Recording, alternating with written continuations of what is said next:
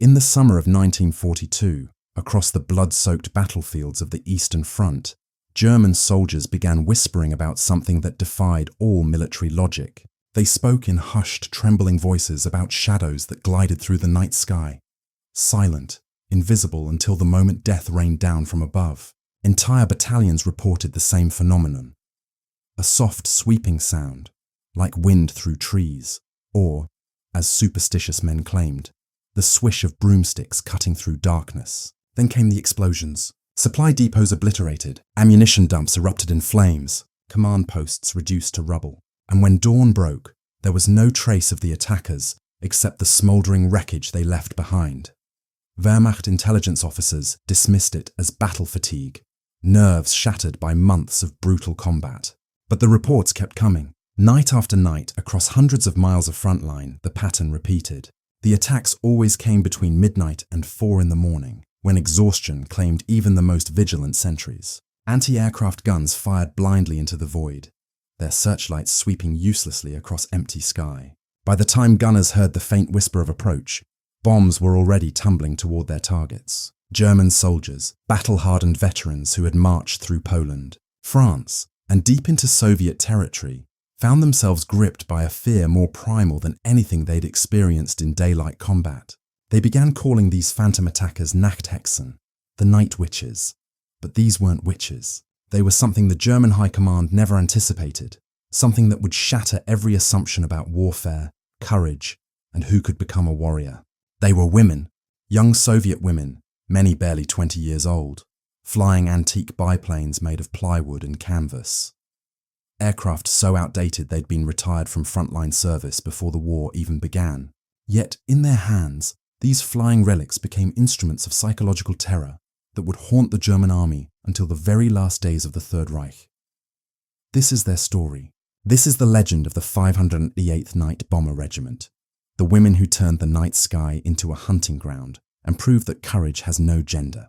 What you're about to hear will challenge everything you thought you knew about World War II. Because while history remembers the tanks, the battleships, and the massive bomber formations, it often forgets the women who flew into hell armed with nothing but obsolete planes, iron determination, and the element of surprise. Comment below which aspect of their story you want to hear more about. We're building a community of history seekers who refuse to let these heroes fade into obscurity. Path to the Night Witch's creation began not on a battlefield, but in the desperate corridors of Soviet power as Nazi Germany's Operation Barbarossa tore through the motherland like a mechanized hurricane. It was October 1941, and the situation facing Joseph Stalin was catastrophic beyond measure. German panzer divisions had advanced over 600 miles into Soviet territory. Leningrad was surrounded, its citizens beginning a siege that would claim over 1 million lives. Moscow itself stood on the precipice, with Wehrmacht scouts reportedly spotting the Kremlin's spires through their binoculars. The Red Army was hemorrhaging men at an unsustainable rate. Entire divisions encircled and destroyed, hundreds of thousands taken prisoner, equipment losses so severe that frontline units were fighting with whatever weapons they could scavenge from the dead. In this moment of existential crisis, Stalin made calculations that defied Soviet tradition and military convention. The Soviet Union needed every possible resource, every potential weapon, every person capable of fighting. And that's when Marina Raskova entered the story, a woman whose name had been legendary in the Soviet Union long before the first German soldier crossed the border. Marina Raskova was the Soviet Union's answer to Amelia Earhart, a record-breaking aviator whose achievements had captured the imagination of millions. In 1938, she'd been part of a 3-woman crew that flew from Moscow to the Far East, a journey covering over 3,700 miles, a world record at the time. When their plane ran out of fuel and they were forced to make an emergency landing in the Siberian wilderness, Raskova had parachuted out to lighten the aircraft, then survived 10 days alone in the taiga before being rescued. She returned to Moscow, a hero of the Soviet Union, her face on posters, her name synonymous with courage and Soviet achievement. She was also a trained navigator and engineer, someone who understood aviation not just as a pilot but as a technical discipline. When war came, Raskova was inundated with letters, thousands upon thousands from Soviet women begging for the chance to fight. They were pilots, mechanics, engineers, students, factory workers, They had skills, determination, and a burning desire to defend their homeland. But Soviet military doctrine, like that of virtually every nation on Earth, relegated women to support roles: nurses, clerks, communication operators. The idea of women in combat, actually flying combat missions and dropping bombs on enemy positions, was considered somewhere between radical and absurd. Raskova knew Stalin personally from her record-breaking flights. She used that connection, leveraging her fame and the desperate military situation, to make an audacious proposal. Give her permission to form not just one, but 3 all-female aviation regiments: fighter pilots, dive bombers, and night bombers, units that would be crewed entirely by women. Pilots, navigators, mechanics, armourers, everyone. No men except perhaps in the highest command positions, and even those would be minimised. The proposal landed on Stalin's desk in October 1941, just as German artillery was beginning to shell Moscow's outskirts. Military advisors opposed it vehemently. Resources were scarce, training time was precious, and the entire concept seemed like a publicity stunt at best, a dangerous distraction at worst. Women lacked the physical strength for combat aviation, they argued. They couldn't handle the stress, the violence, the brutal conditions of frontline warfare. But Stalin, pragmatic above all else, saw possibilities others missed. The Soviet Union's propaganda machine could certainly use a morale boost. More importantly, if these women could actually fight effectively, they represented untapped combat potential at a moment when every gun, every plane, every warm body mattered. On October 8, 1941, Stalin signed Order 0099, authorizing the creation of 3 women's aviation regiments. Marina Raskova was given the rank of major and permission to recruit her aviators.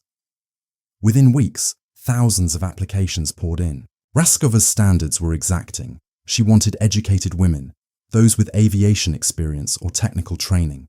She got gymnasts, university students, teachers, engineers. The youngest volunteers were 17 years old, some lying about their age to be accepted. They came from every corner of the Soviet Union: Russians, Ukrainians, Kazakhs, Jews, women from cities and remote villages. What united them was an almost reckless courage and a determination that burned like phosphorus. Thus, the 588th Night Bomber Regiment was born, along with its sister units, the 586th Fighter Regiment and the 587th Bomber Regiment, but it was the 588th that would become legend. They would fly the missions no one else wanted, in planes no one else would accept, under conditions that made seasoned male pilots refuse to fly. And in doing so, they would become the most decorated female combat unit in Soviet military history, and the terror that haunted German soldiers until the war's final hour. The aircraft assigned to the 588th Night Bomber Regiment was, by any objective measure, a museum piece pressed back into service by desperate necessity. The Polikarpov PO-2, designed in 1928 by Soviet engineer Nikolai Polikarpov, was never meant for combat. It was a trainer aircraft, a simple 2-seat biplane used to teach rookie pilots the basics of flight. Its frame was constructed from plywood and canvas stretched over a wooden wire framework, materials that would have been more at home in World War I than World War II. The open cockpit exposed pilots to the elements completely. Its maximum speed was barely 94 miles per hour, slower than many modern cars on a highway. It had no radio, no guns, no armor plating, no navigational instruments beyond a compass and basic altimeter. It couldn't carry much ordnance, perhaps 770 pounds of bombs maximum, usually just 200-kilogram bombs slung beneath the wings or fuselage. When the women of the 588th first saw their assigned aircraft at Engels Military Aviation School in early 1942, more than a few felt their hearts sink. Some had trained on newer aircraft, had hoped for Yak fighters or at least more modern bombers. Instead, they got what amounted to motorized kites. Male pilots at the training base openly mocked them. "They're giving you crop dusters," one officer laughed. "Agricultural planes. You'll be lucky if those things stay in the air." But what seemed like a crippling disadvantage would become the 588th's greatest tactical asset, and the women's training would transform these ancient biplanes into weapons of precision psychological warfare. Training was brutal, compressed into mere months when normal combat pilot training took years. The women learned to fly in formations at night, without lights, navigating by landmarks barely visible in darkness. They practiced emergency procedures for when their canvas wings caught fire, which they would frequently, because canvas and wood burn spectacularly when hit by tracer rounds or shrapnel. They learned to calculate bomb trajectories in their heads, compensating for wind speed, altitude, and the PO2's glide characteristics. They practiced engine-off approaches, cutting their motors and gliding silently toward targets, a technique that would become their signature tactical innovation. The physical demands were extreme. The PO2's open cockpit meant flying in temperatures that could drop to -40°C at altitude. Frostbite was a constant danger. The women wore whatever winter flight gear they could scavenge, often men's uniforms many sizes too large, boots stuffed with newspaper to make them fit. Their leather flight helmets and goggles couldn't fully protect faces from windburn and cold that felt like knives. Some missions lasted all night, 8, 10, 12 sorties in a single darkness, taking off, bombing, landing, rearming, and immediately taking off again. The physical exhaustion was crushing, but they learned to function through it. They also learned to maintain their own aircraft. The 588th was almost entirely self-sufficient. Women served as mechanics, armourers, fuelers, everything. They learned to patch canvas wings with fabric and glue in the field, to repair engines with improvised tools, to load bombs and ammunition in darkness and freezing cold. This created a bond between pilots and ground crews that was unbreakable. Everyone understood that sloppy maintenance meant death, that shortcuts killed sisters. Yevdokia Bershanskaya, the regiment's commander, was a stern disciplinarian who demanded perfection. She'd been flying since 1930, had thousands of flight hours, and understood both the capabilities and lethal limitations of the PO2. Under her command, the women learned to exploit every marginal advantage their aircraft provided. Yes, the PO2 was slow, but that meant it was also highly maneuverable at low speeds, capable of tight turns that faster aircraft couldn't match. Yes, it was made of wood and fabric, but that also made it nearly invisible to radar, and its construction meant it produced minimal infrared signature. Yes, it had no radio, but that also meant radio direction finding equipment couldn't track them. And then there was the psychological element, the tactic that would give them their fearsome nickname. The women discovered that by cutting their engines and gliding toward targets, their approach became almost completely silent. The only sound was wind rushing through the wing struts and control wires. A soft, sweeping whisper, like fabric moving through air. By the time ground defenders heard that sound, bombs were already falling. There was no warning, no engine roar to track, nothing to shoot at until it was too late. By June 1942, the 588th Night Bomber Regiment completed training. 80 women pilots and navigators, dozens more ground crew, all volunteers, all ready to prove that courage and skill mattered more than gender or equipment.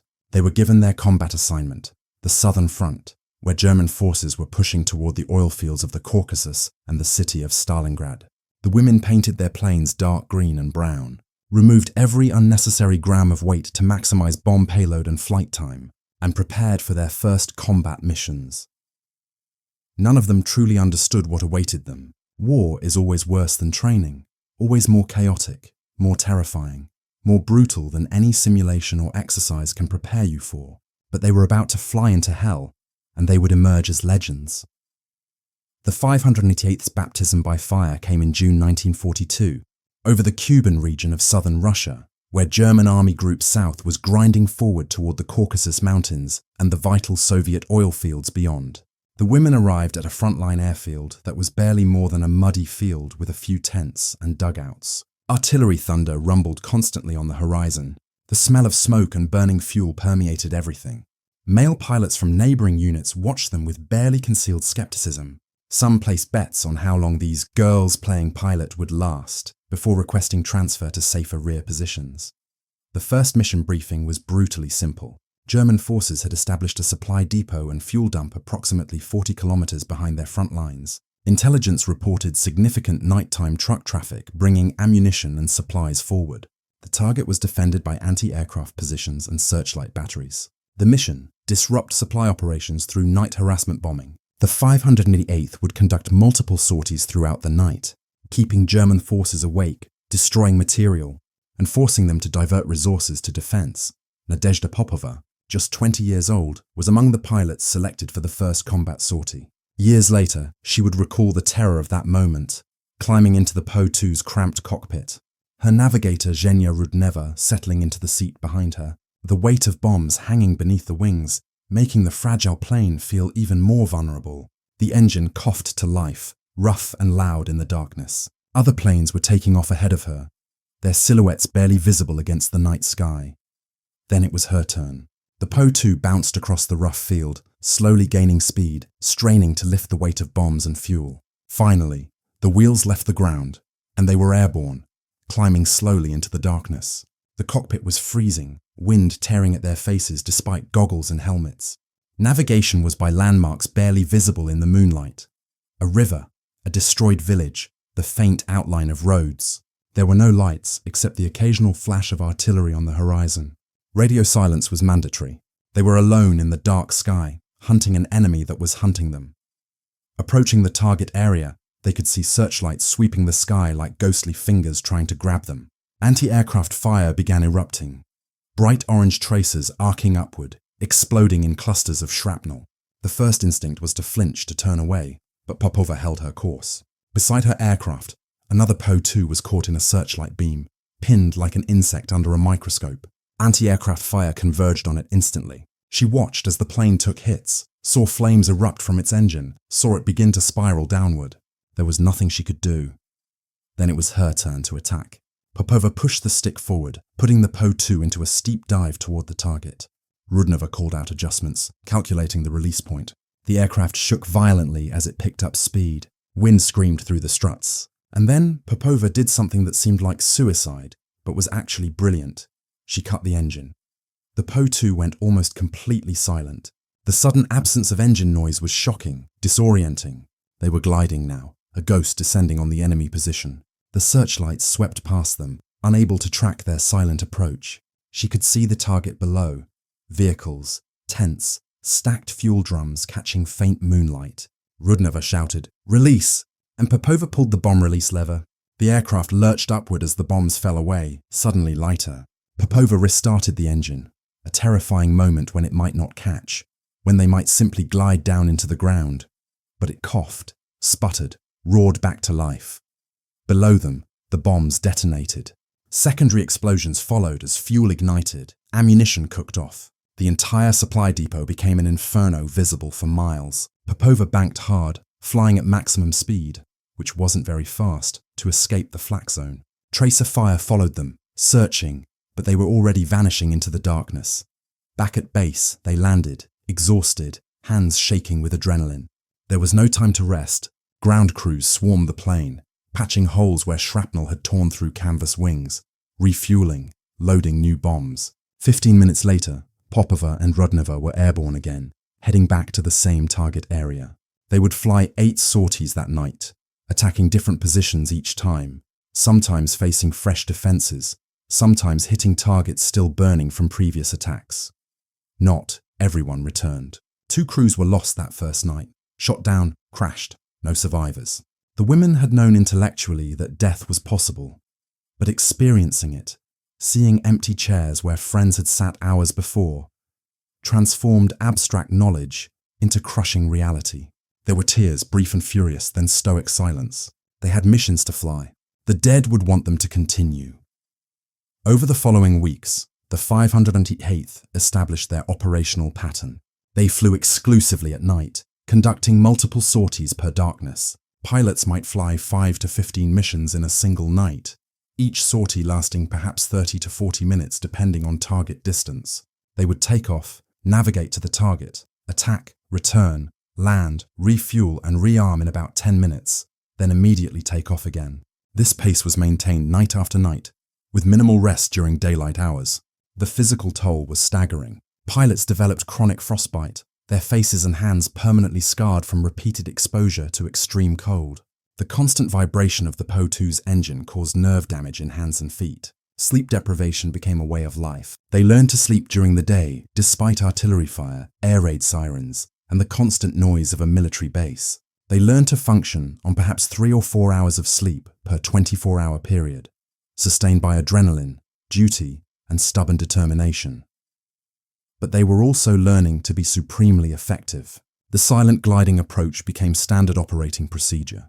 They perfected methods of evading searchlights, flying low to use terrain as cover, timing approaches for moments when searchlight operators' attention flagged, using decoy tactics where one plane would draw fire while others attacked from different angles. They learned to read the night sky like sailors reading the ocean, navigating by star position, wind patterns, and the faint glow of distant fires, and German forces were learning to fear them. The psychological impact of being bombed by an unseen, unheard enemy was profound. Soldiers couldn't sleep, couldn't relax, couldn't predict when or where the next attack would come. Entire regiments became combat ineffective due to exhaustion. Anti-aircraft crews fired wildly at shadows. Commanders demanded more searchlights, more anti-aircraft guns, more resources diverted from frontline combat to defend rear areas against these phantom attackers. The Night Witches had arrived, and the Eastern Front would never be the same. The Germans called them Nachthexen, night witches, and the name was born from genuine terror, mixed with superstitious dread that even modern soldiers couldn't fully suppress.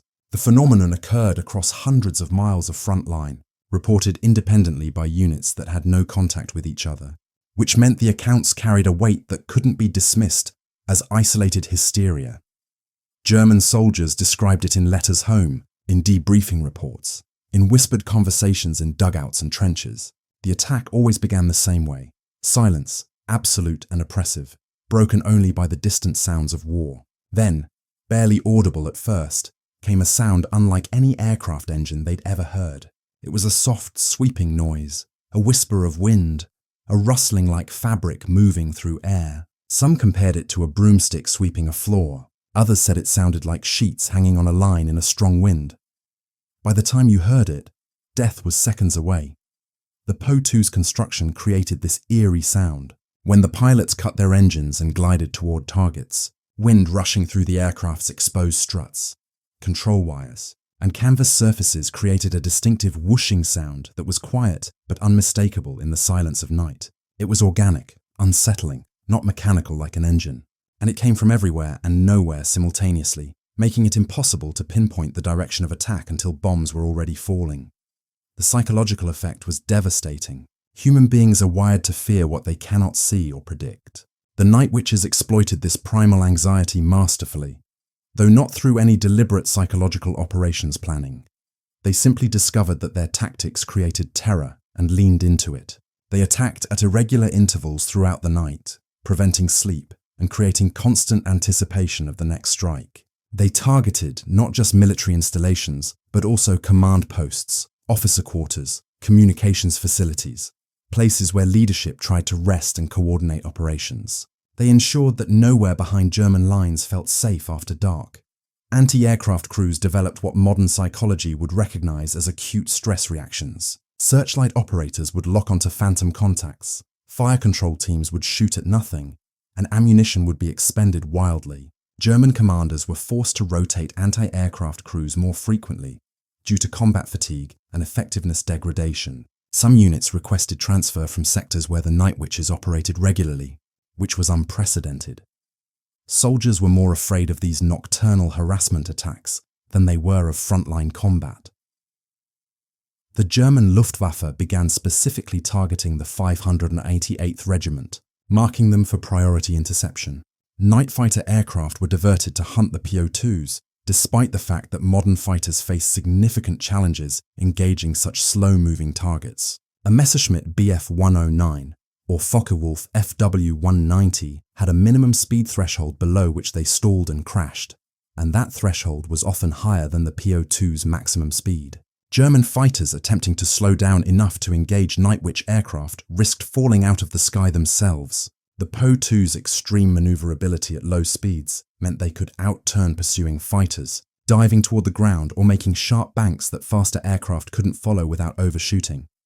This created surreal aerial encounters. German pilots, accustomed to high-speed dogfights where split-second reactions determined survival, found themselves frustrated by opponents who moved like they were flying through water. Luftwaffe ace pilots, men with dozens of kills, would return from patrol having failed to shoot down a single Po-2 despite engaging multiple targets.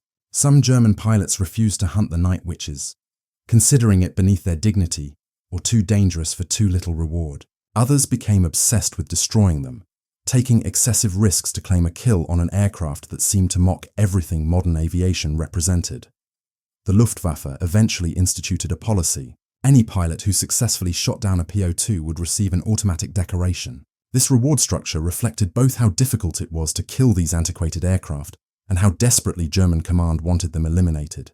Yet even with incentives, the night witches continued flying, continued bombing, continued haunting the darkness.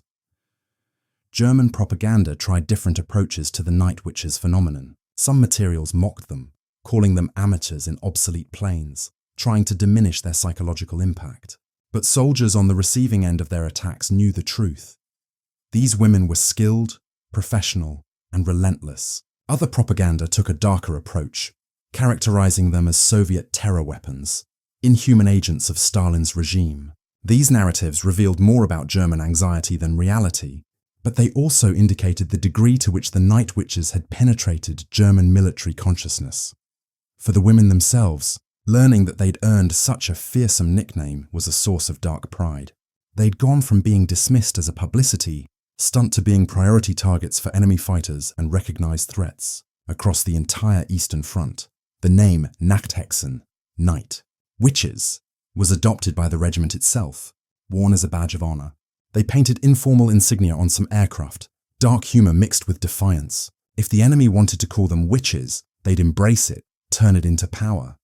But beneath the legend and the fearsome reputation was a grimmer reality. Every mission remained potentially lethal. The Po-2's vulnerabilities hadn't changed. They were still flying in aircraft that could be destroyed by a single well-aimed machine gun burst, that caught fire easily, that offered zero protection if hit. The fame and fear they generated made them more valuable targets, which meant more resources dedicated to destroying them, which meant more danger every time they took off into the darkness. Fear became their weapon against the enemy, but fear also became their constant companion, the thing they pushed through night after night, mission after mission, knowing that statistics and probability meant eventually, inevitably, many of them wouldn't return. By late 1942 and into 1943, the 508th Night Bomber Regiment had become one of the most feared units operating on the Eastern Front, but their effectiveness made them a priority target. German forces intensified efforts to destroy them both in the air and on the ground. Luftwaffe fighters patrolled aggressively at night. Artillery spotters tried to locate their forward airfields for bombardment. Intelligence units interrogated captured Soviet personnel, trying to learn the night witches' bases, tactics, and schedules. The danger escalated.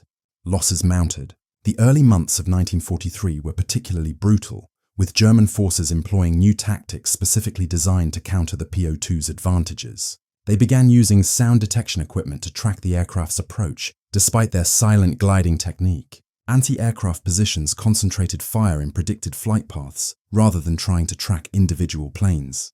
Searchlight batteries coordinated to create overlapping coverage that was harder to evade, and the Luftwaffe assigned specialized night fighter units equipped with slower aircraft, better suited to hunting the Po-2s.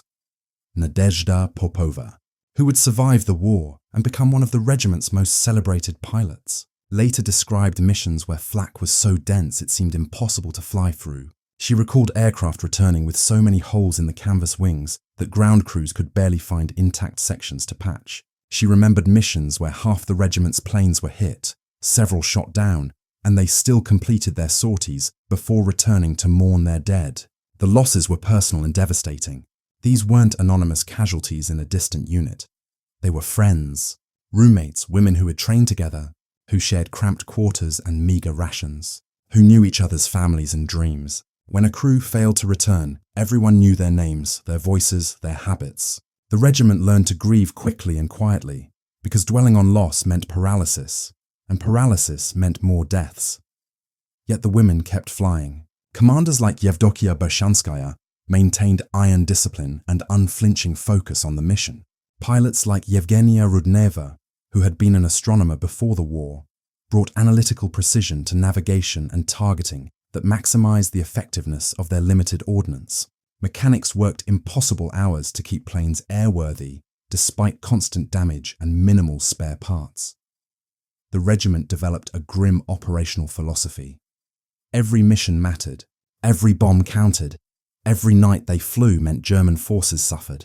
They calculated their impact not just in tons of explosives dropped, but in enemy resources diverted, in sleep denied, in psychological pressure maintained. Even when losses seemed unsustainable, even when exhaustion threatened to ground them more effectively than enemy fire, they continued. There were moments of dark humor and unexpected grace. Women formed deep friendships that transcended the horrors they witnessed. Love affairs bloomed in the shadow of death, some with male pilots from neighboring units, some with fellow regiment members. Marriages were conducted hastily between missions, officiated by commanders in borrowed uniforms. Photographs from this period show women with prematurely aged faces smiling with genuine warmth at each other, finding joy and connection in the midst of apocalyptic violence. Individual heroics became legend. Yevdokia Nosal flew 23 missions in a single night, landing, refueling, rearming, and taking off immediately each time, despite injuries and equipment failures. Irina Sabrova completed over 1,000 combat missions during the war, more sorties than many male bomber pilots flew in their entire careers. Rufina Gasheva and Natalia Mechlin executed coordinated attacks where one plane would deliberately draw searchlights and anti-aircraft fire while the other attacked from a different vector, a tactic that required absolute trust and precise timing, and which they repeated night after night.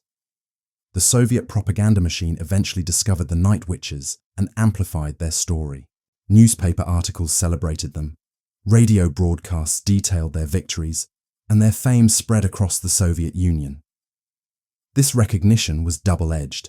It boosted morale on the home front and honored their sacrifices, but it also increased pressure to maintain an impossible operational tempo and generated jealousy from some male units who felt overlooked despite fighting just as hard. The women navigated this tension with the same pragmatic determination. They brought to combat, they appreciated recognition, but never lost sight of their purpose. They were warriors first, symbols second. The medals and decorations they received, and they would accumulate many, including multiple Heroes of the Soviet Union awards, the highest honor the USSR could bestow, were worn with pride, but also with awareness that many equally brave women never lived to receive recognition. By the time the Soviet counteroffensive began in earnest, pushing German forces back across the territories they'd conquered, the Night Witches had evolved from an experimental unit that many expected to fail into a proven combat force that commanders specifically requested for critical operations. Their tactical flexibility, ability to operate in weather that grounded other aircraft, and psychological impact on enemy forces made them valuable beyond their modest bomb capacity. They had flown thousands of missions, dropped tens of thousands of bombs, destroyed countless German supplies, vehicles, and installations, but more than the physical damage, they had accomplished something unprecedented. They had shattered assumptions about women in combat and demonstrated that courage, skill, and determination mattered infinitely more than gender. They had earned their place in military history, not through propaganda or political necessity, but through blood, sacrifice, and relentless effectiveness in the face of an enemy that had every advantage except one. They weren't fighting ghosts or witches. They were fighting Soviet women who refused to be defeated. As 1944 began, the strategic situation on the Eastern Front had transformed dramatically from the desperate defensive battles of 1941 and 1942. The Red Army was now advancing west, pushing German forces back through Ukraine, Belarus, and toward Poland. Operation Bagration, the massive Soviet offensive launched in June 1944, would become one of the most successful military operations in history, destroying entire German army groups and liberating huge swaths of Soviet territory.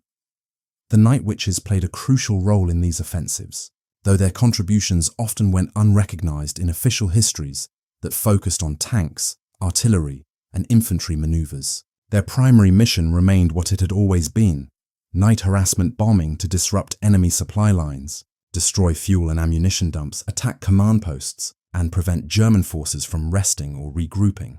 But now they were doing this in support of massive Soviet advances, operating in a fluid battlefield where front lines shifted daily and targets multiplied. The operational pace became even more intense. During major offensives, the 588th might fly 15 to 18 sorties per night per crew, attacking targets across a wide front.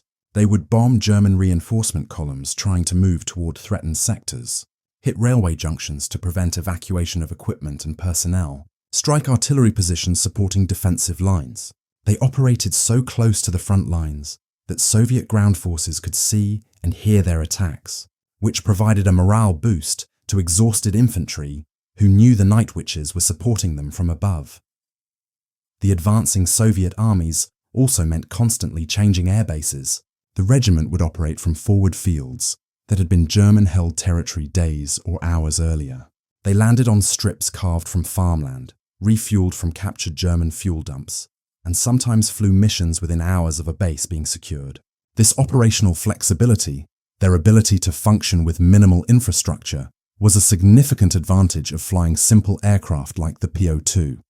They didn't need paved runways, complex maintenance facilities, or sophisticated logistics. They needed flat ground, fuel, bombs, and brave women willing to fly. The liberation of Soviet territory revealed horrors that hardened the Night Witches' resolve even further. They saw destroyed villages where populations had been massacred, evidence of concentration camps and mass executions, the systematic devastation German forces left behind as they retreated. For pilots who had perhaps harbored any ambivalence about killing enemy soldiers, these discoveries eliminated doubt. They weren't just fighting for victory, they were fighting to end an evil that had brought unspeakable suffering to their homeland. By late 1944, the Night Witches were operating over Poland, then into Germany itself. The psychological impact of their missions took on new dimensions. German soldiers and civilians alike reported hearing the distinctive sound of Po-2s gliding over German cities and towns, a reversal that must have been surreal for populations that had believed themselves safely distant from the consequences of their nation's war. The Night Witches dropped bombs on German territory, a tangible manifestation of the Red Army's advance and the coming reckoning. The final months of the war saw some of the Night Witches' most dangerous missions. German resistance intensified as Soviet forces approached Berlin. Luftwaffe units, though depleted and outmatched, fought with desperate ferocity. Anti-aircraft defences around German cities were formidable. The 588th took losses even as victory approached, which made each death particularly bitter. To survive years of war only to fall in its final months was a cruel irony that haunted survivors. But they persisted. They flew through the spring of 1945 as the Red Army encircled Berlin, as the Third Reich collapsed, as Adolf Hitler died in his bunker and German forces began surrendering. The Night Witches' final missions were flown in early May 1945, just days before the German surrender. They had been in continuous combat for nearly 3 years, flying over 30,000 sorties collectively, dropping over 23,000 tons of bombs, surviving conditions that had killed many and traumatized all. May 9th, 1945. Victory Day. The war in Europe was over. The Night Witches landed their Po-2s for the last time as combat pilots, their missions complete, their enemy defeated. The silence must have been strange, almost unsettling. After years of constant engine noise, explosions, anti-aircraft fire, and the organized chaos of military operations, the 588th Night Bomber Regiment had compiled an extraordinary combat record. They had flown more than 30,000 combat sorties, an average of nearly 800 missions per pilot, with some individuals exceeding 1,000 sorties. They had dropped approximately 3,000 tons of bombs on German forces, despite each aircraft carrying only tiny payloads. 23 members of the regiment were awarded the title Hero of the Soviet Union, the nation's highest honor. Countless others received medals for bravery, distinguished service, and combat effectiveness. But the statistics, impressive as they were, couldn't capture the full meaning of what these women had accomplished. They had taken aircraft that were obsolete before the war began and transformed them into weapons that terrified one of history's most formidable military forces. They had overcome institutional skepticism, overt discrimination, physical challenges, and the constant proximity of death to prove that women could be every bit as effective, courageous, and deadly as male combat pilots. They had also paid a terrible price. 32 women of the 588th were killed in action during the war, shot down, crashed, killed in ground attacks on their air bases. Their names deserve to be remembered alongside those who survived. Polina Gelman, Klavdia Fomichiova, Yekaterina Ryabova, women who never saw victory, whose dreams and futures were incinerated in burning biplanes over Ukraine, Belarus, Poland, Germany. The immediate aftermath of victory was bittersweet. The regiment was disbanded as the Soviet military demobilized millions of personnel. The women returned to civilian life, to cities and villages that bore scars of occupation and destruction, to families that had suffered devastating losses. Many struggled to readjust. How do you return to normal life after flying combat missions every night for 3 years? How do you explain to people who hadn't been there what it felt like to glide silently through darkness, bombs slung beneath your wings, knowing that any moment could bring fire and death? Soviet society in the immediate post-war period proved both celebratory and dismissive of women veterans. There were parades and medals, but also pressure to return to traditional gender roles, to forget the war, and focus on rebuilding families and the domestic sphere. Some male veterans resented the attention women combat veterans received. Employment opportunities were limited. Many night witches found their military service disregarded by employers who couldn't envision women as warriors or leaders. Some women thrived despite these challenges. Nadezhda Popova returned to aviation, becoming a flight instructor and teaching new generations of pilots. She married a fighter pilot she'd met during the war, raised children, and lived until 2013, giving interviews and sharing her experiences until the very end. Yevdokia Beshanskaya, the regiment's revered commander, continued military service in various capacities and remained a powerful advocate for veterans' affairs. Others struggled. Post-traumatic stress wasn't recognized or treated in the Soviet Union of the 1940s and 50s. Nightmares, hypervigilance, survivor's guilt. The women suffered these without the vocabulary to describe them or institutional support to address them. Some marriages failed because husbands couldn't understand or accept wives who had been warriors. Some women never spoke about their service, locking away memories too painful to revisit.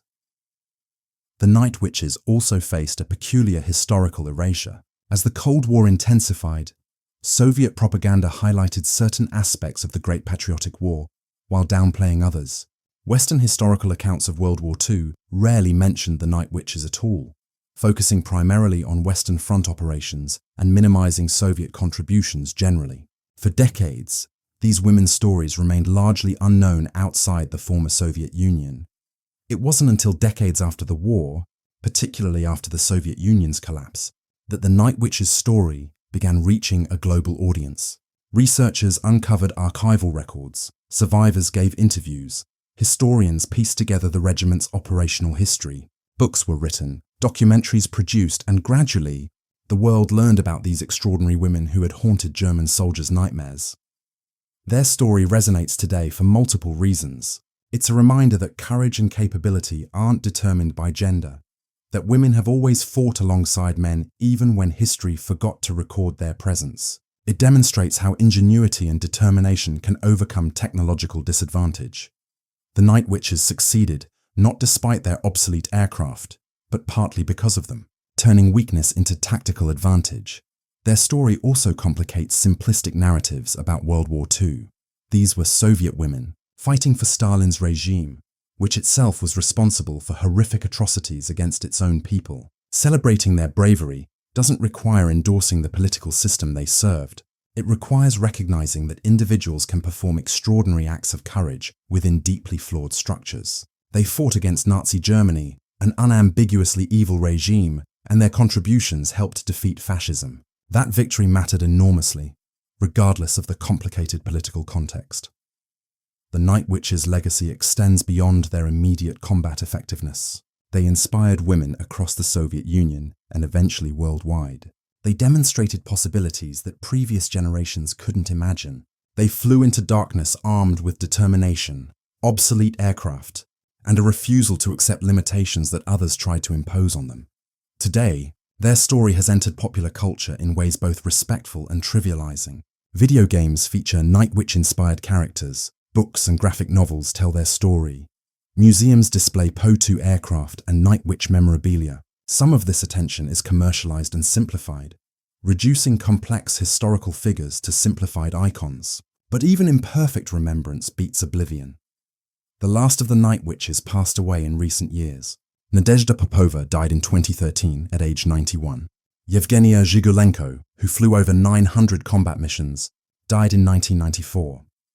Irina Sabrova, who completed over 1,000 sorties, died in 2000. Their generation is gone now, taking with them first-hand memories of missions flown, friends lost, fear conquered night after night. But their story endures. It endures in the archives that document their service, in the memoirs and interviews they left behind, in the histories that finally gave them their rightful place among World War II's most remarkable combat units. It endures in every woman who chooses a path others say is impossible, who refuses to accept limitations, who flies into darkness despite fear and doubt. The Germans called them Nachthexen, night witches, meaning to demean and diminish them. But the women of the 508th Night Bomber Regiment claimed that name and made it legendary. They proved that witches weren't mythical figures from folklore. They were real women who could make the darkness itself a weapon, who could haunt armies with nothing but canvas biplanes and indomitable will. Their gliders no longer sweep through night skies over Europe. The distinctive sound of wind through Po-2 struts has faded into history. But the legacy of those who flew when no one believed women could fight, who turned fragile aircraft into instruments of terror, who refused to be grounded by gender, prejudice or fear, that legacy flies still, inspiring anyone who needs to believe that courage and determination can overcome any obstacle, can turn darkness itself into an ally, can make even the most powerful forces afraid to close their eyes at night. The Night Witches flew into hell and emerged as legends. Their story deserves to be told, remembered and honoured, not as mythology, but as history, not as propaganda, but as truth. They were women who became warriors, pilots who became legends, and soldiers who proved that heroism recognises no gender, only courage in the face of impossible odds. Comment below which of these incredible pilots you want to learn more about. Their individual stories could fill volumes, and we're just beginning to uncover the full scope of what they accomplished.